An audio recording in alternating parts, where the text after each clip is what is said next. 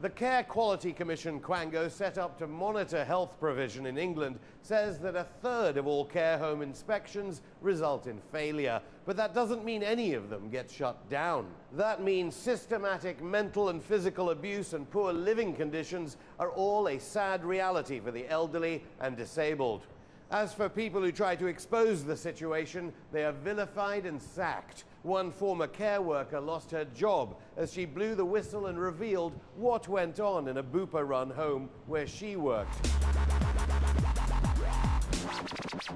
With me is Eileen Chubb, former care worker, whistleblower and founder of Charity Compassion in Care. Welcome, Eileen. Let's begin with, for those people out there thinking of putting the elderly into a private care home, what have you witnessed in private care homes? It was my first care job, so it was a totally different area that I was going into.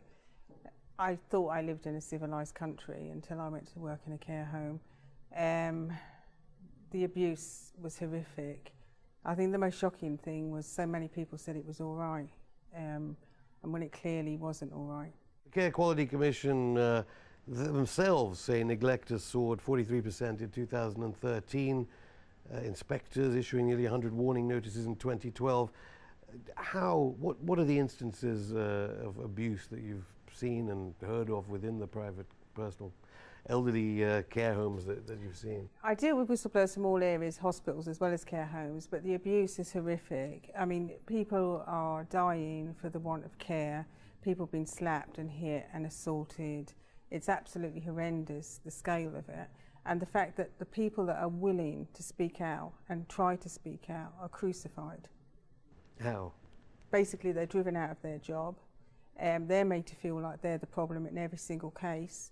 And if they go outside, they'll know it's them because they went internally and used the whistleblowing policy. Now, these nursing homes make a lot of profits. I know Blackstone, US private equity firm, £600 million, 85% of private care homes are in this sort of state. It's profit driven. I mean, profit is at the heart of it. I mean, I worked for a company where the staff were on a minimum wage and we used to have a whip round to buy the residents food because the multi-billion-pound company we worked for sent in a tin of baked beans quite often.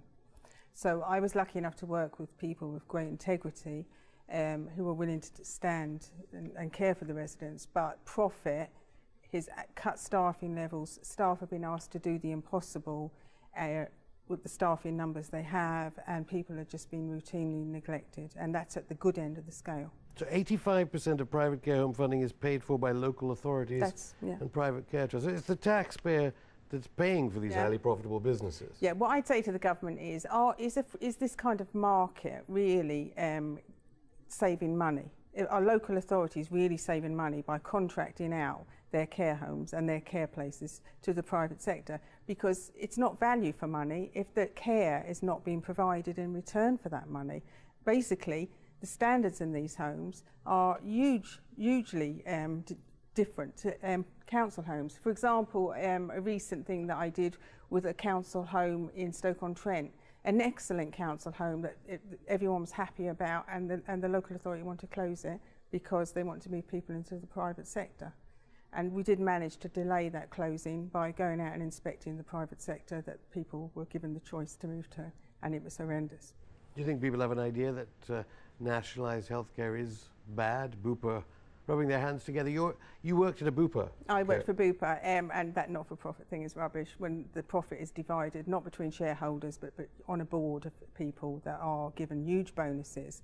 You cannot, I never had an opinion about this when I started, but I've seen the price of privatisation in care homes, and it's profit-driven. Everything is run on profit. 70 pence a day for food. For people that are paying up to £1,000 a week for their care. I mean, you know, if you went to a 5-star hotel, you'd get a lot more in return for that for £1,000 a week. The thing is, these homes are beyond the law. They are not inspected properly, and when concerns are raised, they are ignored. And what's heartbreaking for me is when people risk their livelihoods to raise these concerns and they're not acted on. It's absolutely disgusting. And the kinds of concerns, unexplained injuries, broken call bells, pensioners forced to sleep in rooms in winter, unreported allegations of abuse, medication given at the wrong time. That's not the good end of the scale. At the bad end of the scale, people being physically assaulted, being emotionally tortured. It's horrendous. It's heartbreaking to think that this is going on in this country and that the authorities charged with doing something do not act. Well, if the Care Quality Commission says that things are getting worse, are they not doing their job? But what are they doing about it? It's all very well saying, oh, we have this data saying things are getting worse and we've issued these notices. To be quite honest, the Care Quality Commission said they closed 100 care homes in 2009 and they closed 2. So actually I don't put a lot of faith into the Care Quality Commission. What do you mean they closed? They had closed 2. They issued a press statement saying they closed 100, and when I questioned it, it turned out that there was only 2 homes. So what is actually going on at this It's regulatory PR. authority? They're very good at PR. They're very good at actually promoting themselves and protecting themselves from bad publicity. It's all very well saying all these homes have got abuse in them. All of these homes have got problems. It's the fact that when you look at them in depth, you'll find that these problems have gone back, sometimes a decade, and no action was taken. And the fact is other people could have been saved and were not saved. I believe you have to break the silence and protect the protectors. The people in those homes that are seeing what's going on, if we gave them legal protection, they would speak out and break the silence, and all abuse happens because of silence. But when you contact the Care Quality Commission, what is the kind of response you get? Basically, they don't do anything. I mean, a recent thing where I raised concerns on behalf of a family, nothing was done, not even an inspection actually in this case. So I went in and I filmed the footage and I put it out to the media. Do you think that they even understand that the profit motive equates to a shortage of staff in care homes? I think these care homes are beyond the law.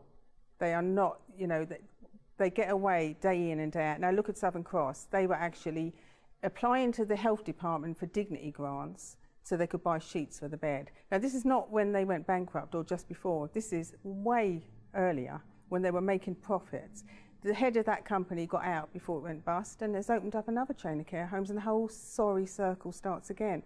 It's about lack of accountability. It's not about a care provider being fit. It's when they're found to be unfit, they're allowed to keep going. And if the taxpayer is subsidising these big, sometimes multinational firms, they also give money to private charities, presumably the David Cameron Big Society. Southern Cross, you just mentioned, Action for Elder Abuse, Bupa give to the Alzheimer's Society. Is that a good thing, or is that our money anyway? The thing is, when I founded Compassion in Care, I wrote into our constitution that we would never take money from any care provider or from any government source, because I went into 60 Southern Cross care homes and I was able to broadcast my criticisms of the kind of things that were going on in those homes. The other charities were not, because they were in the pay of Southern Cross in donations and they were reliant on those donations. I served the people in those homes and nobody else, and that's why we're the only charity that does this, and that's why we're free. And basically it's why we're radical. I don't believe in sitting behind a desk. I believe you've got to get out there and look at these places, listen to what people are telling you, open your eyes and do something about it. Well, Labour, Liberal Democrat and Tory all forging forward with the private idea of healthcare and certainly healthcare for the elderly. Are you getting much traction with them, with the Health Secretary at the moment? Privatisation does not work in healthcare, because what happens is you can privatise another sector. Okay, if it was hotels and you went to a bad hotel, it'd be inconvenient. You go to a bad care home and you could die. You cannot have profit in healthcare. It does not work. And I've seen the cost of it in human suffering, and it is horrendous. And it's not, you know, we're very good at telling other countries they should do something about their human rights abuses. Why don't we do something here about the human rights abuses that are happening under our own noses? Do you think the big companies lobby the politicians? Oh my God, yeah. There's people from Bupa and Southern Cross that were sitting in the House of Lords. How will they change the law? Big companies run this country, not politicians. And the bigger the companies, the worse they get away with. They're beyond the law, and I've seen that firsthand. In terms of legislation, one piece of hope on the horizon. I understand one MP wants to raise this in Parliament. Charlotte Leslie MP has read my appeal to Parliament, to the government, to bring in legislation to protect all whistleblowers. especially care homes is, you know, at the heart of this, but it's for all whistleblowers, not just in the care sector, because the problems that I'm seeing apply across the board to every whistleblower. If you blow the whistle in this country, you are basically, your life is ruined. You lose your home, you lose your job, and not only that, the blacklisting is a massive problem. People can't get further work because as soon as you say whistleblower, you may as well say that you're a paedophile. Eileen Chubb, thank you.